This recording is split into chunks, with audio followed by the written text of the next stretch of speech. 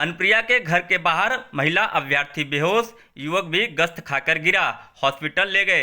69,000 शिक्षक अभ्यर्थी का प्रदर्शन।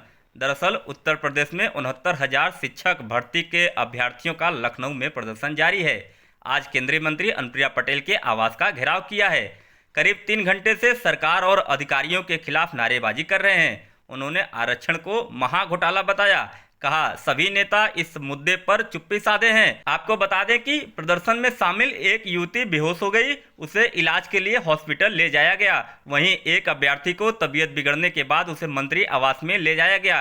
प्रदर्शन के दौरान एक युवक भी बेहोश हो गया। प्रदर्शनकारी हाई कोर्ट की लखनऊ खंडपीठ का आदेश लागू करने की मांग कर रहे हैं। उनका कहना है कि कोर्ट के आदेश के अनुसार नई सूची जल्द जारी की जाए। शिक्षक भर्ती अभ्यर्थी अनुप्रिया दीदी नियुक्ति दिलाओ के नारे लगा रहे हैं। एक दिन पहले इन अभ्यर्थियों ने डिप्टी सीएम केशव प्रसाद मौर्य के आवास का घेराव किया था। पुलिस ने इन्हें घसीटकर हटाया था, लाठियां बरसाई थी। इन सभी को इको गार्डन छोड़ा गया है। आपको बता दें कि एक महिला अभ्यर्थी की तबीयत बिगड़ने के बाद उसे मंत्री आवास ले जाया गया। जिन अभ्यर्थियों की तबीयत बिगड़ी है उनमें गोरखपुर की प्रिया कुमारी, लखनऊ की जया और राज बहादुर हैं। अभ्यर्थियों का कहना है कि मांग पूरी होने तक आंदोलन जारी रहेगी। आपको बता दें कि पुलिसकर्मी प्रदर्शन कर रहे आंदोलनकारियों को हटाने में जुटी है। आंदोलनकारी विजय यादव ने बताया, ओबीसी की बात करने वाले नेता हमारे साथ अगर नहीं खड़े हैं तो वह जनता को धोखा दे रहे हैं। अनुप्रिया से लेकर केशव तक के आवास का इसीलिए घेराव किया जा रहा है। छात्रों का कहना है कि पिछले 4 साल से इसकी लड़ाई लड़ रहे हैं। पिछड़ा वर्ग आयोग की रिपोर्ट ने भी माना था कि हमारे साथ गलत हुआ। खुद सीएम योगी आदित्यनाथ ने हमारे समर्थन में ट्वीट किया था।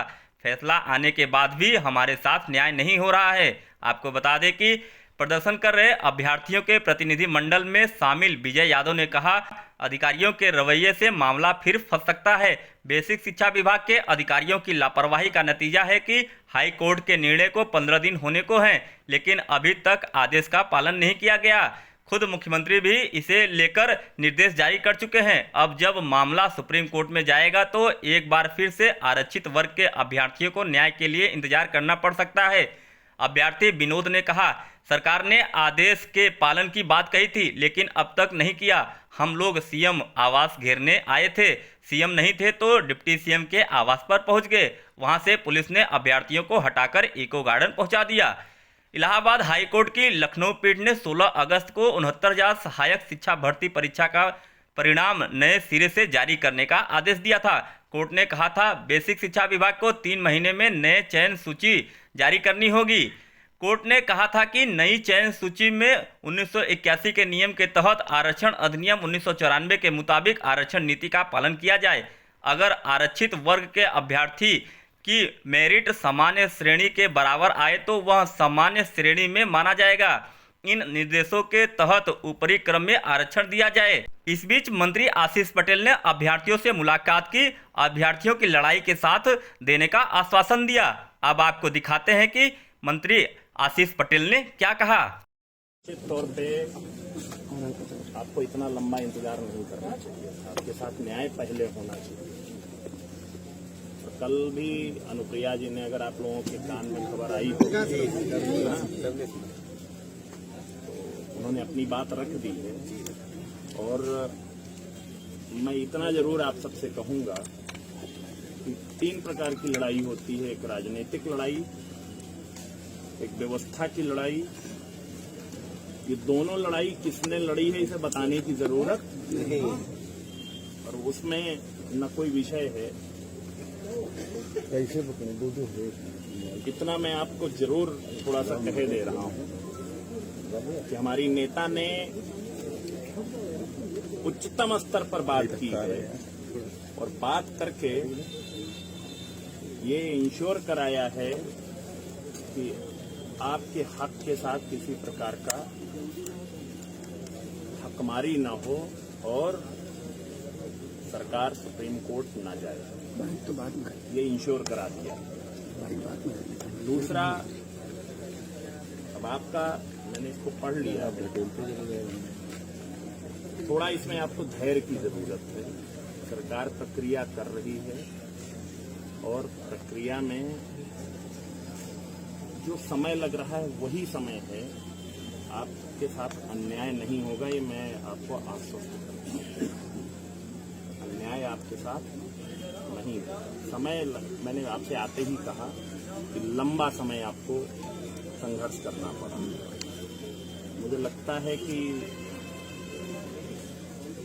आप लोग मिले भी होंगे और भी लोगों से, और उस पे मेरा ये मानना है कि इसमें से कुछ लोग, वो अम्बेडकर कहाँ हैं? अम्बेडकर मिले, बोला बोला जानते हैं, मैं झूठ नहीं बोलता। चलो भाई खड़े हो जाइए। नहीं खड़े होने की जरूरत नहीं। बोला और बोला ये भी जानते हैं कि किस स्तर पे हम लोग इसको परसू कर रहे हैं। तो मुझे ये लग रहा है कि आपकी समस्या का हल प्रक्रियागत जो समय लग रहा है वही है, निकलेगा। एक मैं उससे सबसे खराब चीज आपसे बोल रहा हूँ। आपकी 2 लड़ाई लड़ी, राजनीतिक लड़ाई, जितनी हैसियत थी एक सांसद, और उसे मुझे बताने की जरूरत नहीं है। व्यवस्था की लड़ाई, तीसरी मुझे लगता नहीं इसकी कोई आवश्यकता पड़ेगी, लेकिन अगर कोई कानूनी लड़ाई भी लड़नी पड़ी तो आज से आपकी कानूनी लड़ाई हम लड़ेंगे। जरूरत मुझे लगता नहीं पड़ेगी, लेकिन अगर कोई हुआ, अंतिम चीज थोड़ा सा आपको करिए। और जैसा हमारे बेसिक शिक्षा मंत्री अपनी चीजों को कर रहे हैं, उनको मौका दीजिए, और वो जो आपकी चीजें हैं वो आपके साथ किसी प्रकार का अन्याय नहीं होने देंगे। ये आप में से कई लोग जानते हैं। अब मुझे एक बात, यही विषय है। हाँ,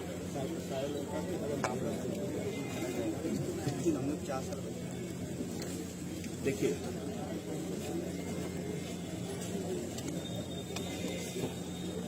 क्योंकि न्यायालय का विषय है तो मैं टिप्पणी नहीं करूंगा, लेकिन मैं इतना जरूर आपसे कहूंगा